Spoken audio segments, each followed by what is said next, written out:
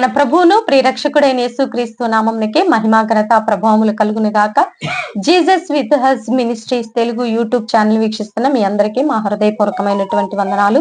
ప్రియులారా, దేవుడు ఈ రోజు మనకిస్తున్నటువంటి చక్కని వాగ్దానము మత్తయి సువార్త 9వ అధ్యాయము 29వ వచనంలో మరి చూద్దాము. చూడండి. వారు నమ్ముచున్నాము ప్రవ్వా అని ఆయనతో చెప్పిరి.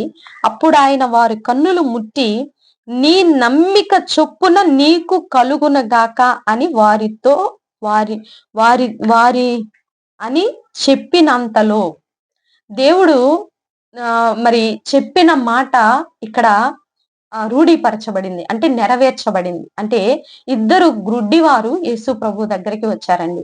Blind peoples, 2 members he's coming to Jesus. దేవుని దగ్గరికి వచ్చారు. వచ్చినప్పుడు యేసు ప్రభు వారు అంటున్నారు, మీరు నమ్ముచున్నారా అంటే, మేము నమ్ముచున్నాము ప్రభువా అని అన్నారు. వెంటనే యేసు ప్రభు వారు ఏమన్నారంటే, మీ నమ్మిక చొప్పున మీకు కలుగును గాక అన్నారు. ఈ రోజు నీ జీవితంలో నువ్వేమి నమ్ముచున్నావు? నా దేవుడు నా గర్భము తెరుస్తాడు అని నమ్ముచున్నావా? ఖచ్చితంగా జరుగుతుంది. నా అప్పులు ఎన్ని లక్షలు ఉన్నా సరే నా దేవుడు మరి తీసివేస్తాడని నమ్ముచున్నావా? మరి దేవుడు నీ నమ్మిక చొప్పున నీకు కలుగబోతుంది. నీ నమ్మిక చొప్పున మాత్రమే నీకు జరగబోతుంది. ఈ రోజు దేవుడు మనందరికి ఇస్తున్నటువంటి చక్కని వాగ్దానం అండి. ఎందుకంటే మన దేవుడు ఏదైనా చేయగలడు. నువ్వు నమ్ముచున్నావు కదా, నేను నిన్ను నమ్ముచున్నానయ్యా, నా జీవితంలో అద్భుతం చేయమంటున్నావు కదా. నీకు నమ్మిక ఎంతైతే ఉంటుందో అన్ని అద్భుతాలు దేవుడు చేయబోతున్నాడు. ఈ రోజు నీ జీవితంలో ఎన్ని సమస్యలతో నువ్వు ఉన్నా సరే, నీ నమ్మకము చొప్పునే నీకు దేవుడు కార్యాలు చేయబోతున్నాడు. నీ నమ్మిక చొప్పునే నీకు మేలు జరగబోతుంది. నీ నమ్మకం చొప్పునే నీకు అద్భుతాలు దేవుడు చేయబోతున్నాడు. నీ నమ్మకం చొప్పునే నీకు జరగబోతుంది. ఏ కార్యమైనా సరే అది మీ నమ్మకము చొప్పునే మీకు కలుగును గాక. మీ నమ్మకము చొప్పునే ఏదైతే నువ్వు నమ్మకం పెట్టుకున్నావు, అప్పుల భారం, కుటుంబ సమస్యలు, వ్యక్తిగత సమస్యలు, ఆర్థిక సమస్యలు, అనారోగ్య సమస్యలు, కుటుంబ సమస్యలు, మరి వ్యాపార సమస్యలు, పరిచర్య సమస్యలు, ఏ సమస్యలు అయితే నీ జీవితంలో నీ పోరాటంలో ఉన్నవో అవన్నీ కూడా నా దేవుడు తీసేస్తాడని నువ్వు నమ్ముచున్నావు కదా. నేను నిన్నే నమ్ముకున్నాను ప్రభు అంటున్నావు కదా. నువ్వేదైనా చేయగలవు ప్రభు అని నువ్వు నమ్ముచున్నావు కదా.